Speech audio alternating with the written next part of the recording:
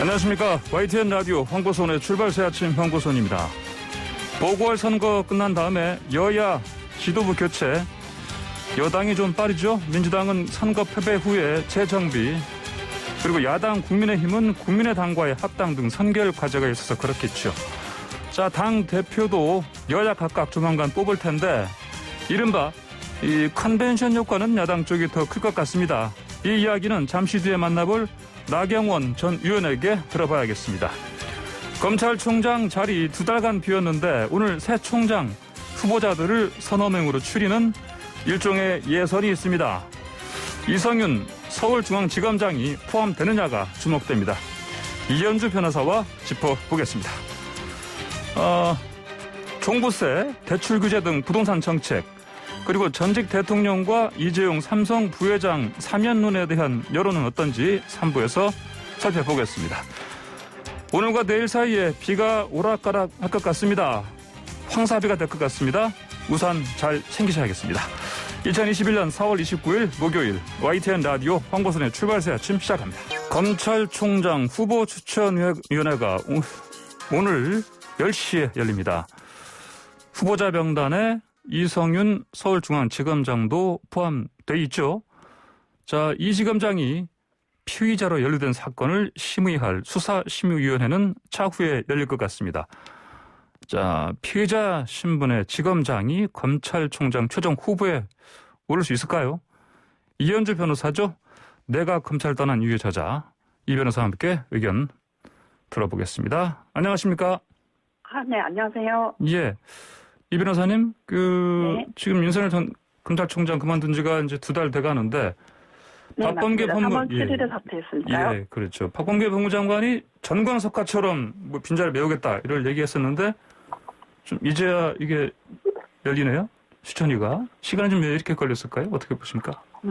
통상보다 늦어진 건 아닙니다. 정광석화가 하겠다라는 발언에 비해서는 네. 좀 지연된 것이 맞지만 사실은 2013년 최동욱 전 검찰총장이 중도 사퇴했을 때는 예. 사의 표명한 때부터 후보 추천이 구성까지만 해도 한 달 정도가 걸렸고 24일 정도가 걸렸고 2017년 김순환 검찰총장 때는 50일까지 걸리기도 했으니까 보통은 빨리 서둘러도 2달은 걸린다고 하기 때문에 예. 통상보다 늦어진 건 아닙니다. 단지 예. 처음에 했던 발언에 비해서는 뭔가 좀 지체되지 않았나 하는 느낌이 있습니다. 그러니까 정광석화, 이게 뭐 예전의 사례를 보면은 뭐 지금 그렇게 크게 늦은 건 아닌데, 정광석화란 말에 비해서는 뭐 그러면 빨리 이루어진 건 아닌데. 자, 지금 추천이 넘겨진 후보가 14명이지 않습니까? 15명에 3명 줄었죠? 후보들 몇몇 보셨죠? 네. 뭐 전반적으로 뭐 적임자들 좀 보입니까, 보시기에? 그건 워낙 안에서 검증해야 될 대상이 많으니까 제가 뭐 그걸 섣불리 말할 수 있는 건 아닌 것 같고요. 예. 다만 검사장들은 검사장 될 때 이미 여러 가지 것들을 검증을 거치기 때문에 예. 뭐 문제될 것이 없는 분들이 대부분이겠죠. 예, 뭐 기본적으로 뭐 재산관계라든지 가족과의 가족 비리 뭐 이런 것들에 대해서는 일단은 검사장 될 때 검증을 거치고 올라온 분들이니까, 예. 뭐, 청문회를 가서, 국회 청문회를 가서 막 뭐가 불거지고 이럴 일은 없을 거라고 생각합니다. 그렇군요. 예. 자, 그러면 좀 사법연수원 기수별로 봤을 때 좀 이게 범위가 넓어요 보니까요? 20기부터 30기까지. 예, 맞습니다.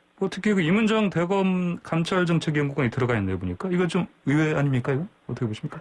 그럼 뭐 국민정보를 거쳤고 그리고 약간 구색 맞추기 느낌이 아닌가 싶습니다. 왜냐하면 지금 대검 부장들이 검사장급들이 23기에서 28기, 대검 부장들이 27기, 28기인데 말입니다. 예, 그렇죠. 뭐 30기가 되면 일대 뭐 혼란이 오기 때문에 사실은 뭐 이렇게 최종 서너 명 후보에는 안 들어갈 거라고 저는 생각합니다. 예. 근데 굳이 왜 이렇게 구색을 맞추려고 했을 거라고 보십니까? 글쎄요, 제가 그것까지는 진단하기 어렵습니다. 아, 그렇습니까? 예. 자, 그럼 임명 구간이 최종이니까 이제 법무장관에게 추천될 서너 명 안에 포함될 가능성은 그렇게 높아 보이진 않죠? 예, 현저히 낮다고 봅니다. 예. 거의 아니라고 봅니다. 예, 왜 그렇다고 보세요? 너무 낮아서 그렇습니까? 임기가? 기수가? 그렇죠. 예. 예. 자, 그리고요. 그 한동훈 검사장은 27기인데 네. 이분이 원래 이제 그 15명에 포함됐다가 스스로 물러났거든요. 네. 뭐 기수도 기수지만 뭐 다른 이유도 있을 것 같지 않습니까? 왜 그렇다고 보십니까? 그건 내면적 통계니까 저는 추정에 불과하고 그리고 예. 제가 동의를 언제 철회했는지도 제가 잘 예. 파악이 안 되는 부분이긴 하지만 예. 최초에는 검찰국장이 동의하겠느냐 인사검증에 동의하겠느냐라고 연락이 오고 그 다음에는 청와대에서 연락이 오는 걸로 알고 있거든요. 예. 그러니까 어느 단계에서 철회했는지는 모르겠는데 일단은 사실 이 정부하고 대척점에 있던 사람이고 청장이 안 될 거라는 건 누구나 알고 있고 본인도 알고 있을 거예요. 다만 네. 이제 뭐 실력이 넘치지만 이 정무권하고의 적대적 관계 때문에 안 됐다 이런 걸 내세울 수 있는 좋은 기회여서 본인도 선택을 했다가 네. 이거 순전히 제 추측입니다. 임은정 검사 때문에 그러니까 네, 네. 임은정 검사가 들어가면 이렇게 원래 안 되는 그룹의 기수상 밀리면은 이런 퍼포먼스를 하기에도 좀 뭐 모양새가 안 좋은 게 되니까 철회하지 않았나 싶습니다. 예. 한동훈 검사장도 뭐 그러면 구상 맞추기로 뭐 들어갔다 이렇게 볼 수 있겠습니까?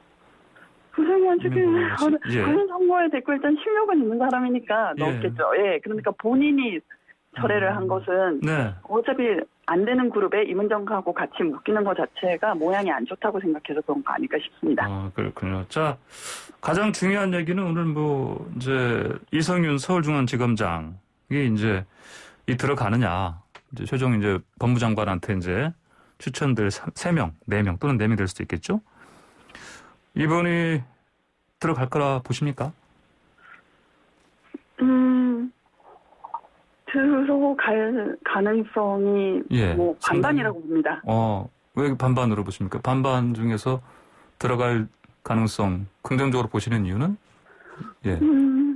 일단은 이 수사 자체가 정말 정당하고 필요한 수사인가라는 문제가 있다고 저는 생각해요. 그래서 우리 검찰이 찍으면 뭐 법무부 장관 검찰총장 못 해먹는다 이런 그 전례를 만들어 버릴 수 있기 때문에요. 예. 사실 정경심 교수의 경우에도 전격 기소가 됐잖아요. 한번 소환도 안 해보고. 예. 네, 그리고 저는 강조하고 싶은 것은 이 김학의 출금 사건이 정말 다룰 만한 사건인가.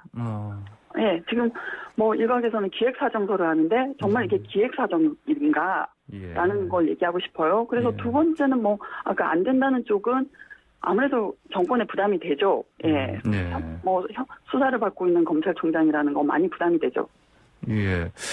뭐 그렇더라도 자 최종적으로 이제 검찰총장이 이분이 될지는 뭐 여러 가지 이제 변수도 있고 방금 말씀하신 뭐 정부의 부담도 있고 그래서 그거를 지금 상황에서 이제 뭐 점치기는 힘들다만 그래도 뭐 서너 명 안에 그 예선까지는 통과하지 않겠습니까? 그렇죠.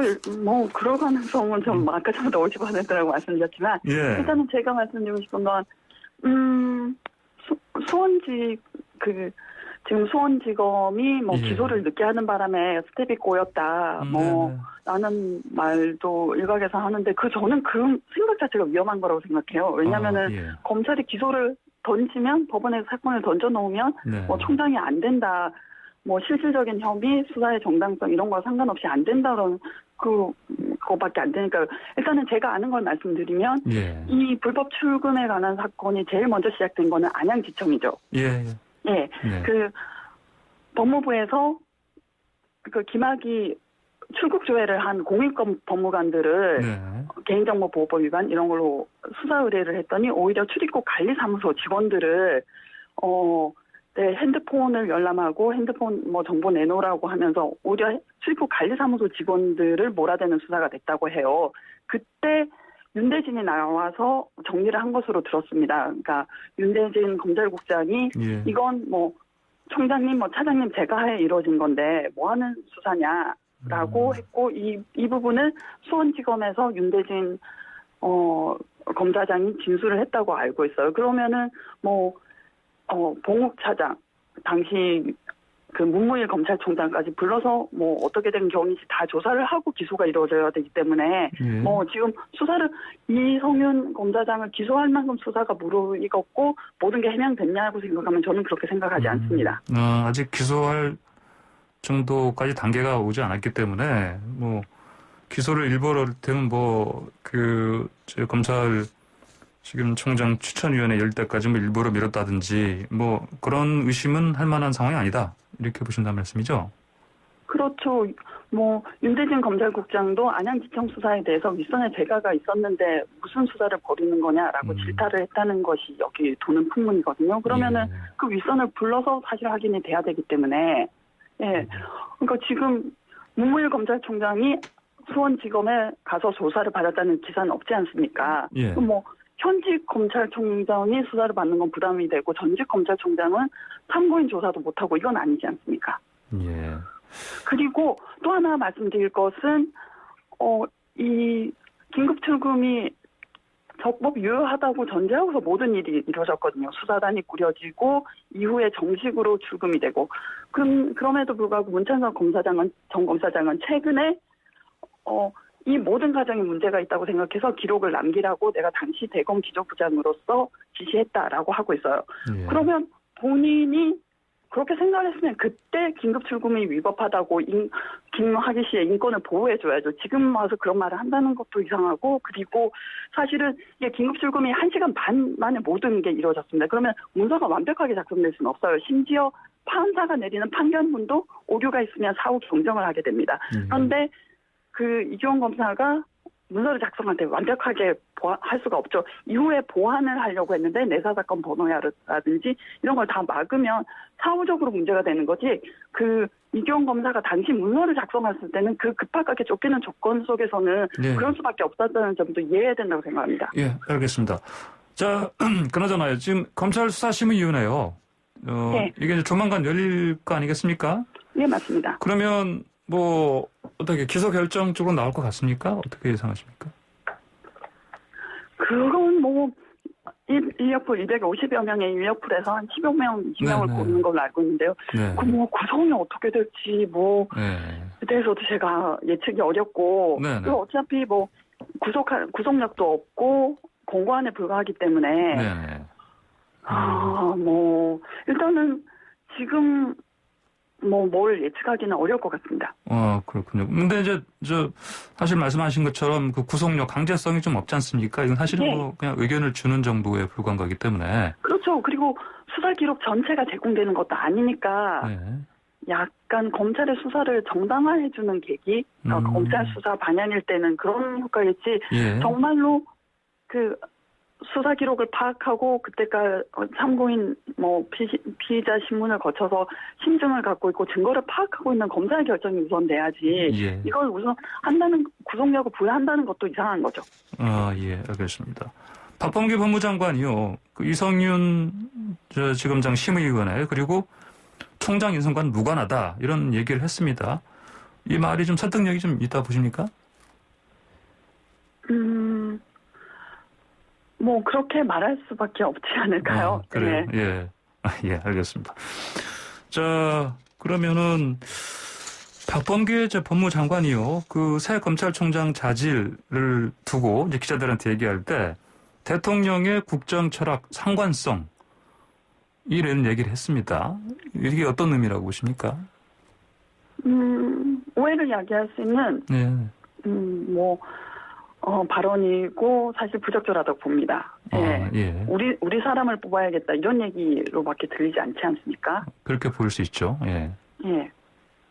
특히 민감한 시기고 대선 시기에 할 텐데 사실은 정치적 중립성이 중요한 거지 우리 편 내 편하고 따질 때는 아니죠. 사실 보면 2007년에는 BBK 사건을 검찰이 어떻게 뭉갰다가 나중에 재점화되고 그리고 2012년 대전에서는 그 국정원 여론조작 사건을 대선을 앞두고 그때는 검찰이 아니고 경찰이 발표한 겁니다만 김용판 경찰청장이 혐의가 없다라고 했다가 대선에 영향을 미치게 되는데 정치적 중립성이 제일 중요한 거지 네 편 내 편 따지는 건 너무 좀 부적절한 발언이었습니다. 그래요. 일부에서는요 청와대와 여당이 각각 지지하는 검찰총장 후보가 다르다 이런 얘기가 들리던데 들어보셨습니까 혹시? 아니요, 들어본 적 없고요. 있을 수 있는 일이니까요. 윤석열 검찰총장 때도 그런 얘기가 돌았었고요. 네네. 있을 수 있는 얘기다. 왜 이렇게 좀 다를 거라고 보십니까? 여당과 청와대가? 그건 죄송합니다. 제가 그 부분 말씀드리기 어려울 것 같아요. 그렇습니까? 알겠습니다. 네, 각각 어떤 분을 지지하시는지 모르는 상황이니까. 예. 그래요. 나중에요. 혹시 이제 그 이성윤 지검장이 검찰총장이 만약에 된다면 현직 총장이 검찰 수사를 받는 피고인으로서 법정에 서는 그런 상황도 있을 수 있다? 혹시 어떻게 예상하십니까? 가능할까요? 아마도 총장이 되면 네네. 수사가 좀 지지부진해지지 않을까라는 예상이죠. 왜냐면은 아무리 검사가 기계가 있어도 총장을 불러서 피의자로 수사하기는 어렵고 아직 지금 공수처에 넘겨줘도 공수처에서도 사실 검찰총장을 소환하기란 너무 부담되지 않겠습니까? 예, 알겠습니다. 이 변호사님 오늘 말씀 여기까지 듣겠습니다. 감사합니다. 네, 고맙습니다. 네, 지금까지 이현주 변호사였습니다. 네, 황보선의 출발해서 아침 1분 마치고요. 잠시 뒤엔 1분쯤 지나서 2부에서 나경원 전 국민의힘 의원 만나보겠습니다. 네, 황보선의 출발해서 아침 2부 시작합니다. 국민의힘 차기 당대표 뽑을 전당대회가 5월 말 또는 6월 초에 열릴 것으로 좀 예상이 됩니다. 자, 그런데 이분이 출마하면 전당대회 판세가 요동칠 것이다. 뭐 이런 얘기가 나오네요. 국회의원 4선, 인지도가 높고 당내 지지세도 튼튼하다. 이런 평가가 나오고 있습니다. 네, 나경원 전 의원입니다. 전화로 연결되어 있습니다. 안녕하십니까? 네, 안녕하세요. 반갑습니다. 반갑습니다. 저 서울시장 선거 끝나고 좀 어떻게 지내셨습니까? 서울시장 선거 과정에서 열심히 역할해서요. 승리 후에 잠시 휴식도 좀 취했죠. 근데 사실은 지금 이제 서울시장 선거는 어떻게 보면 시작에 불과하다고 생각을 합니다. 국민들께서 못 살겠다 바꿔보자 이런 거 아니시겠어요, 마음이. 그래서 결국 내년 정권 교체까지의 긴 여정의 시작에 불과했기 때문에 그 긴 여정의 그림을 어떻게 그려야 될 것이냐에 대해서 혼자 고민도 하고 또 많은 분들과 의견도 나눴고요. 또 특히 이제 그 과정이 예전처럼 우리가 그냥 정당에서 후보를 내고 선거하는 그런 방식이 아니지 않습니까? 결국 이 문재인 정권을 반드시 바꿔야 되겠다는 그런 국민들 마음을 다 모으다 보면 어떻게 보면 야권에 이 어떤 식으로 함께 갈 것이냐, 또 당 안에 있는 후보들뿐만 아니라 당 밖에 있는 후보들까지도 어떻게 다 우리가 함께 아울릴 수 있느냐, 또 지금 후보들로서는 충분하느냐, 이런 여러 가지에 대해서 고민하고 또 거기서 중요한 역할을 할 분들, 또 후보로 이미 나오시겠다고 선언하신 분들을 포함해서 좀 두루 소통하고 논의하고 했습니다.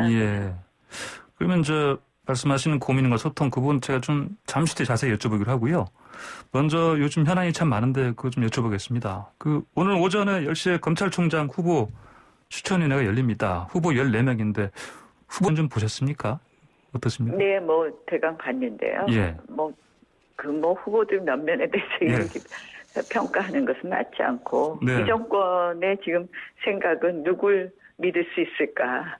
또 거기서 이제 이성윤 중앙지검장을 시키고 싶은 게 이 정권의 속내라고 생각을 합니다. 그 모양을 어떻게 만들까? 이런 고민 아니겠습니까? 자, 그러면 이성윤 서울중앙지검장이 이제 수사심의위원회 그걸 하시는 요청을 했는데 열리기 전에 이제 검찰총장 후보 추천위가 열리는 거 이 상황은 좀 어떻게 보십니까? 박범계 장관은 별개라고 했는데요. 결국 우리가 사상 초유의 모습을 보지 않을까 이런 생각을 합니다. 이 정권 들어와서 검찰을 이렇게 이 정권이 망가뜨리고 말았는데요. 결국 피고인 이성윤 검찰총장 보는 거 아닌가, 우리가 지금 그런 걱정하게 생기지 않았습니까? 사실 수사심의를 소집한다는 것 자체가 굉장히 코미디 같은 일이에요. 거기 이제 수사심의를 구성하거나 하는 부분에 중앙지검장이 관여할 수밖에 없는데 이런 작금의 모습이 참 21세기 대한민국의 모습으로 비춰진다는 것이 참 안타깝다는 것이죠. 그러면 이 지검장이 총장으로 최종 낙착될 가능성 몇 %로 예상하십니까? 계속 뭐 정권 차원에서는 믿을 사람은 이 지검장밖에 없다 이렇게 지금 생각하는 것 같거든요. 근데 이제 모양을 갖춰가야 되는 부분이 녹록지는 않은 과정이 좀 남아 있는 것 같습니다. 오늘 후보 추천이만 해도 또 마음대로 이 정권이 마음대로 할 수 있는 분들로만 구성되어 있는 것은 아니고요. 그래서 그 모양 갖추는 방법의 수사 심의도 끼어넣은 것 같은데요. 뭐 속내는 어찌됐든 이성윤 지검장을 하고 싶은 것이 속내인 것으로 보입니다. 근데 만약에 이분이 뭐 실제로 되면 임명이 되면 야당이 가만히 있지 않을 것 같은데요? 이 정권이 들어와서 결국 검찰을 내 마음대로 하겠다 하는 거는 한쪽으로는 검찰이 무력화하는 것이고 하나는 문재인식 공수처를 설치하는 거 아니었습니까? 저희가 뭐 이제 그것으로 20대 국회에서 정말 문재인식 공수처의 출범을 막아보고자 이렇게 노력을 했는데요. 뭐 야당으로서는 이성윤 중앙지검장이 검찰총장이 된다면 강한 반발을 하겠죠. 근데 이 정권으로서는 정권 마지막에 지금 안 그래도 권력 누수 현상이 있는데 그것을 어떻게 막아줄 수 있느냐는 것은 결국 검찰총장을 누구를 시킬 것이냐인데 그런 생각을 아무래도 하겠죠. 알겠습니다. 자, 요즘 또 현안 큰 것 중에 하나 부동산 얘기인데요. 그 정부 여당이 종합부동산세, 종부세 관련해서 입장이 좀 오락가락하는 것 같습니다. 왜 이런다고 보십니까? 뭐 아시다시피 이번 선거는 서울시장 선거의 핵심이 부동산과 조세 아니었습니까? 조세 저항. 결국 이제 그 부분을 어떻게 이제 국민 마음, 민심은 좀 달라야 되겠는데 또 본인들의 그동안의 이 부동산과 관련된 어떤 정책 방향과 모순되기 때문에 이 부분을 어느 만큼 수정할 것이냐 그런 것이라고 생각을 합니다. 그래서 결국 이런 이 과정 속에서 이제 여당이 그동안 부동산에 대해서 사실은 정책적으로만 접근한 것이 아니라 이념적으로 접근한 정책이었거든요. 그래서 이 부분을 어디까지 어떻게 수정할 것이냐에 대해서 갈팡질팡하고 있는 것 같습니다. 이제 종부세 논의는 좀 뒤로 미룬 것 같고요. 보니까 일단 그 대출 규제 하나 이게 얘기하는 것 같습니까? 뭐 무주택자라든지 신혼부부라든지 이 방안 설정은 옳다고 보십니까? 뭐 저는 일단은 그 부분은 풀어야지 이 뭐 시장에서 공급과 수요가 이 매칭이 되고 사실 집을 사고 싶은 사람이 살 수 있게 해주는 것은 기본 아니겠습니까? 그래서 뭐 당연히 그 방향으로 가야 된다 이렇게 봅니다. 알겠습니다. 자, 나경원 의원께서요 아까 뭐 고민 말씀하시고 소통 말씀하셨는데 그 최근에 그 SNS에 그 역사 다시 세워야 한다. 누군가는 해야 한다. 이게 쓰셨는데 여기서 지금 역사를 다시 세워야 되는 게 아니라 어쨌든 다시 세워야 된다. 어쨌든 정확히 말씀하시면 그 이제 나라를 바로 세워야 된다 이런. 그 말씀은 뭐 정권 교체를 말씀하시는 거죠? 뭐 길게 보면 그 이야기입니다. 그래서 사실은 이제 저 월요일날 패스트트랙 재판을 또 받으러 갔습니다. 아시다시피 이제 저희가 그 20대 국회에서 뭐 최근에 황제조사 논란부터 이 공수처가 어떤 모양으로 진행되는지 이제 국민들께서 다 보고 계시는데요. 그 이제 공수처법하고 연동형 비례제를 막기 위해서 정말 저희가 온 몸으로 투쟁하지 않았습니까? 그 당시 진짜 뭐 민주당이 빠루를 들고 와서 그 새 지렛대를 들고 와서 저희 뭐 문을 부수려고 할 때 저희가 정말 맨몸으로 막았는데 그걸 거꾸로 우리한테 정말 뒤집어 씌우고 그런 상황도 있었는데요. 그 이제 뭐 의안 접수라든지 이런 부분을 막은 부분 같고 지금 재판을 계속 받고 있어요. 그래서 재판 받으러 가면서 재판 받으면서 쓴 소회입니다. 그러시군요. 그리고 누군가는 해야 한다. 이 누군가는 그러면 나경원 의원께서 이 역할을 맡으시겠다. 혹시 이 말씀으로 좀 해석해도 되겠습니까? 정치인의 책무겠죠. 예. 지금 어쨌든 저는 비록 현역 의원은 아니지만 결국 내년 정권 교체까지 어떤 역할이든 해야 되겠죠. 뭐 그것이 선대에 쓰는 일이 될 수도 있고 후방에 쓰는 일이 될 수도 있고 예. 또 정말 우리가 해야 될 역할들이 너무 많이 있거든요. 예. 그래서 그 과정에서 두 손을 놓고 있는 것은 그동안 뭐 정치인으로서 이만큼 키워주신 국민들에 대한 보답도 네네. 아닐 것이고요. 네네. 정치인의 소명이겠죠. 그러면 이제 당권 도전, 당대표 도전하시는 걸로 이제 언론에서 해석하는데 이렇게 해석해도 되겠습니까? 예. 아니죠. 그거는 네. 뭐 지금 자꾸 당권 도전으로만 네. 자꾸 막 엮어서 말씀하시는데 네. 여러 가지 방법이 있다고 생각을 합니다. 예. 제가 말씀드린 것처럼 여러 가지 방법이 있고요. 사실은 내일 원내대표 선거인데요. 예. 원내대표 출마하신 분들이 이 저의 뭐 어떤 의사에 따라서 본인들 선거에 영향을 미친다고 이 각각 다른 이야기를 하시는 분들이 많아서 제가 네. 원내대표 선거 끝날 때까지는 저는 뭐 마음을 어떻게 하는 게 제가 정말 기여가 되겠다 하는 생각을 하고 있지만 예. 말씀은 안 드리는 것이 맞다 이렇게 생각합니다. 그렇군요. 그러면 뭐 그 역할 중에 대권도 좀 당연히 포함시키고 계시지 않습니까? 뭐 제가 아까 말씀드린 것처럼 선두에 쓰는 방법도 있고 후방에서 지원을 하는 방법도 있고 여러 가지이기 때문에요. 네. 다 열어놓고 생각합니다. 예. 네. 예. 뭐 그래도 지금 뭐 언론에서는 좀 빨리 나경원 전 의원님의 그 앞으로 계획이나 그런 걸 좀 밝혀주길 바라는 것 같습니다. 예. 네, 예. 그래서 원내대표 선거 네. 출연하신 분들이 네. 그 원내대표 선거 끝나고 입장을 정리하겠습니다. 예. 그래서 원내대표 선거 출마한 분들이 네네. 한쪽은 절대 안 나간다는 얘기 하지 말아달라 그러시고 한쪽은 예. 절대 나간다는 얘기를 미리 하지 말아달라 그러시고 뭐 이런 식이 있어요. 예, 알겠습니다. 그렇죠. 네. 자, 그리고요. 지금 저 황교안 전 대표 복귀 이제 거론되고 있는데 어떻게 찬성하십니까? 돼야 된다. 예. 뭐 제가 이렇게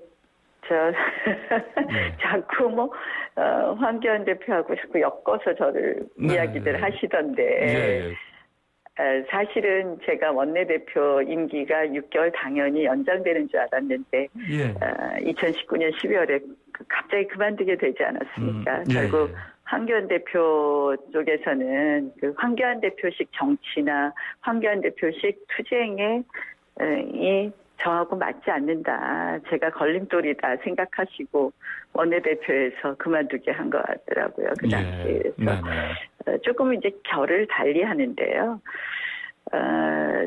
뭐 지금은 조금 좀 천천히 더 계시는 게 좋지 않을까 이런 생각들 많이 하시는 것 같습니다. 예. 아직까지는 보시기에는 복귀 시점으로는 좀 이르다 이렇게 보시는 것이군요. 그렇게 생각하겠습니까? 예.